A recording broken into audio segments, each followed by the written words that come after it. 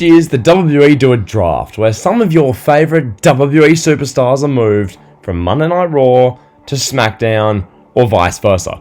Here in today's episode of the Elitist books, I'll be bringing to you just how WWE can go about the 2021 WWE Draft in a logical and creative way that would hopefully entertain the WWE Universe. So, with that said, let's get into this.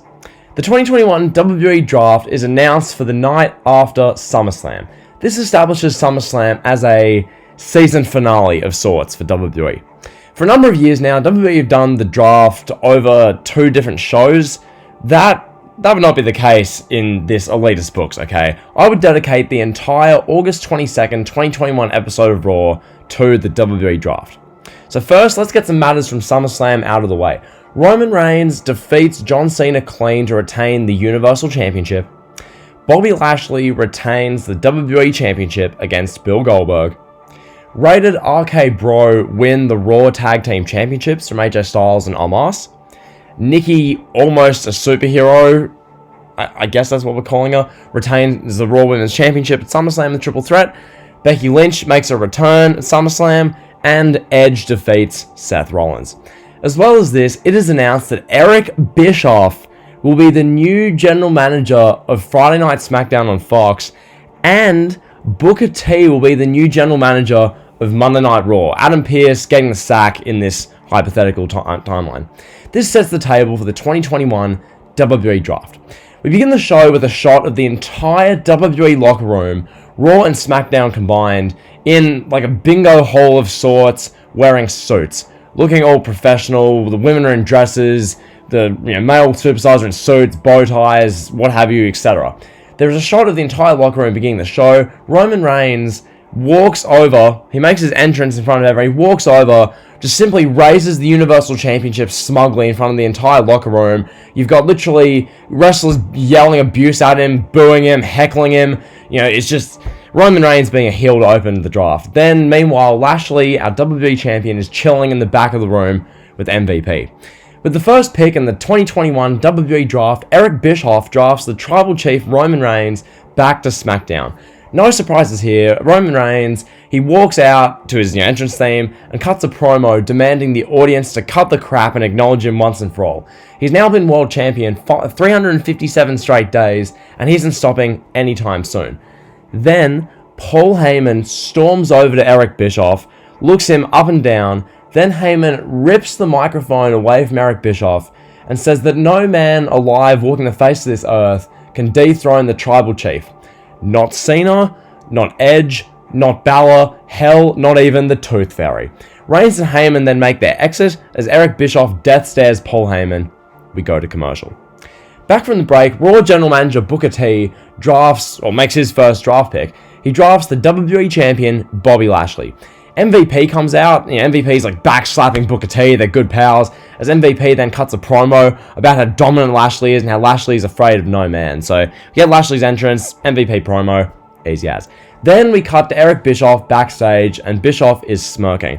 Okay, with the third pick in the 2021 WWE Draft, Eric Bischoff drafts the Beast Incarnate, Brock Lesnar. Lesnar is not in attendance for the draft, to the disappointment of many, but nonetheless, Lesnar's drafted to SmackDown.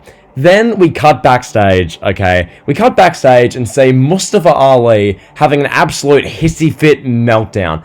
Ali breaks a photo frame, he throws a chair, he's pissed, okay? Ali is triggered because Brock Lesnar is a part-timer, and full-timers like him deserve better.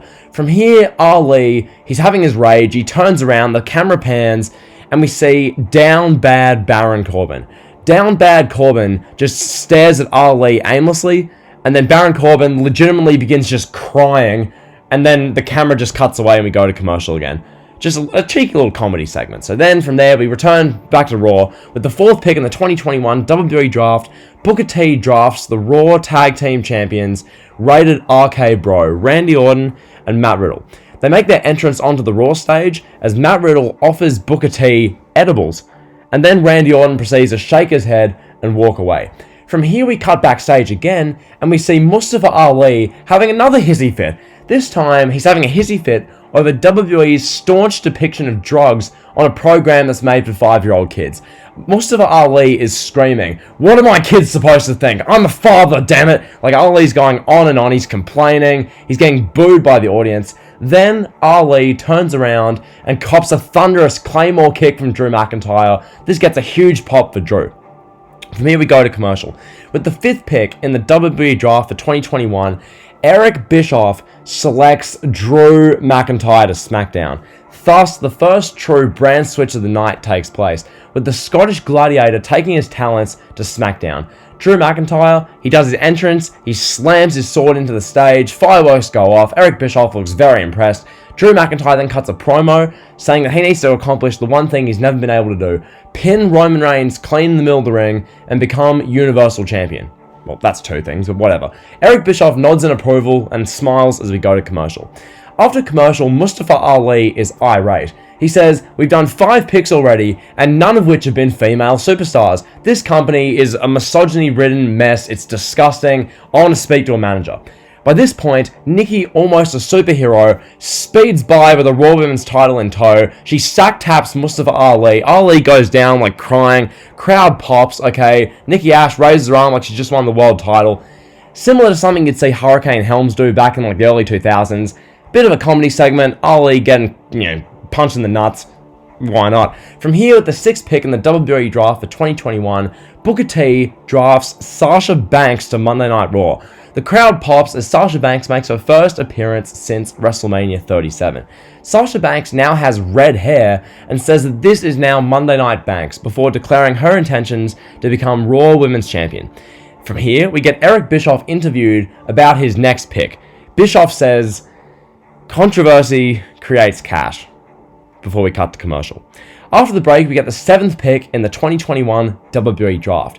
Eric Bischoff says, with the 7th pick, and he has a long silence. Then we hear, "Oh, bask in his glory." Keith Lee comes out to his old NXT theme song. Keith Lee's, smirking ear to ear. Lee, embraces Eric Bischoff. Bischoff tells Lee, "You're the man, bro. Show him what's up." Keith Lee, roars. He's, all excited. He's hyped. The crowd's going nuts. Then we cut backstage once again to Mustafa Ali.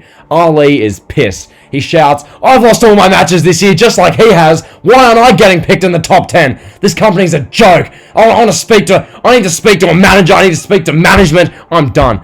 Ali is pissed. From here, we have Keith Lee walking backstage. Lee oversees this Ali outburst. Keith Lee picks up Mustafa Ali and flings him through a wall, similar to how Kane and Big Show put Raven through a wall at WrestleMania 17, okay? Keith Lee slams Ali through a wall as we go to commercial.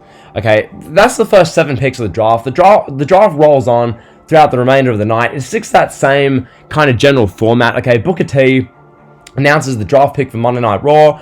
Eric Bischoff announces the draft pick for SmackDown. We get the entrance of the superstars to really showcase who they are. We get to see the full entrance. They get to show off their character. Some of them will be cutting promos about their character motives, what they want to do on Raw or SmackDown respectively.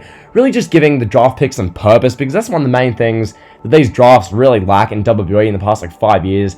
People just get picked and it's who really gives a damn? But with this, you'd see the entrance, you'd see the character, they'd have a bit of a motive, a purpose. There'd be a bit more to it in this Elitist Books scenario. So that's what we get there. And then additionally, we have some either Mustafa Ali comedy segments backstage, or just general comedy segments to make sure it's not just a 3-hour long, regular draft. Give it some entertainment. So yeah, that's what the format there. Now let's have a look at the new Elitist Monday Night Raw and Friday Night SmackDown rosters. Keep in mind, if there isn't a superstar who's listed or their name's read out in this coming minute or two, it's fine. They're staying on the same show they are now. For instance, you won't see Akira Tozawa's name on this list.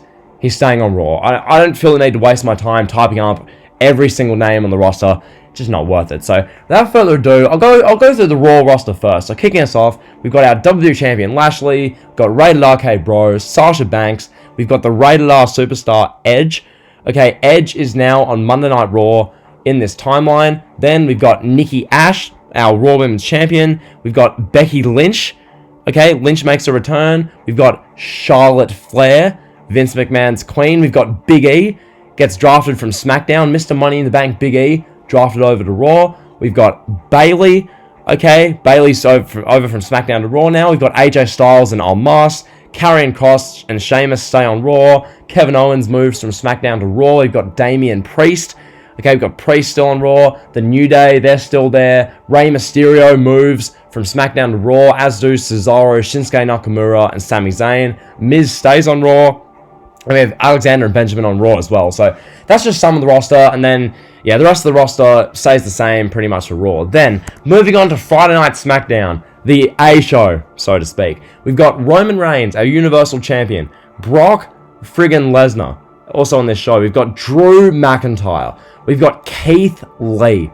How's that for a heavyweight main event scene? Jesus Christ. Then, we've got the rest of the roster. Bianca Belair, our SmackDown Women's Champion. The Usos, Jey Uso and Jimmy Uso. There, John. The SmackDown Tag Team Champions. We've got Apollo Crews, our Intercontinental Champion with Commander of Z's. Then, we've got Seth Rollins, the Street Profits, The Fiend, Bray Wyatt, Finn Balor, Jeff Hardy, Rhea Ripley, John Morrison, Toni Storm, Naomi, and the list goes on. The roster mostly stays the same from there. So, those are what the rosters are looking like as far as Raw and SmackDown. Then, now, with the rosters in mind, there's a couple of things still to mention. So, the show ends with some photo ops. So, you know how these drafts, like the NBA draft, the NFL draft, they'll do like a photo op at the end of the show to show like the draft class.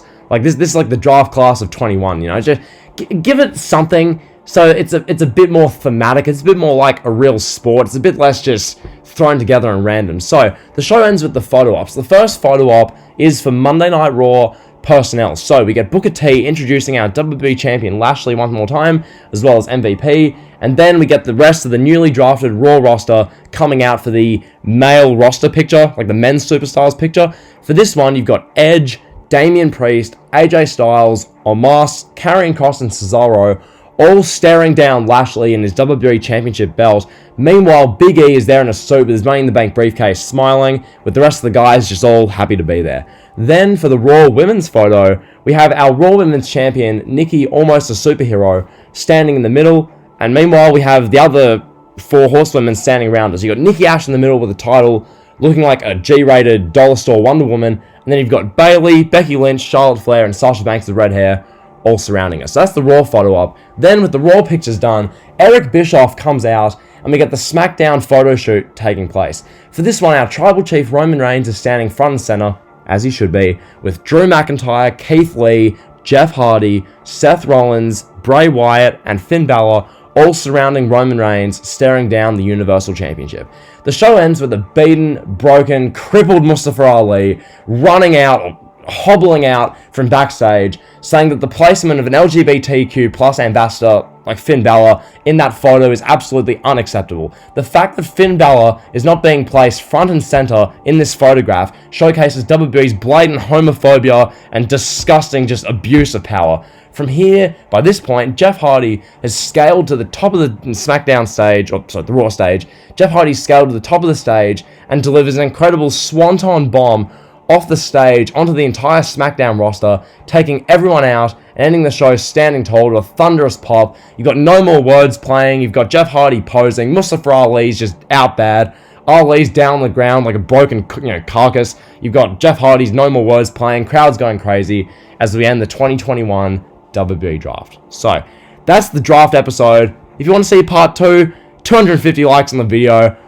It's a pretty steep price, but trust me, it'll be worth it. Episode 2 of this, you guys will want to see. So yeah, if we get this 250 likes, we're getting an episode 2 with the rest of these storylines coming out of the draft. So yeah, hopefully you guys enjoyed. If you did, be sure to like, comment, sub. The Elitist books, always a bit of fun. So like, comment, sub, and drill. See ya.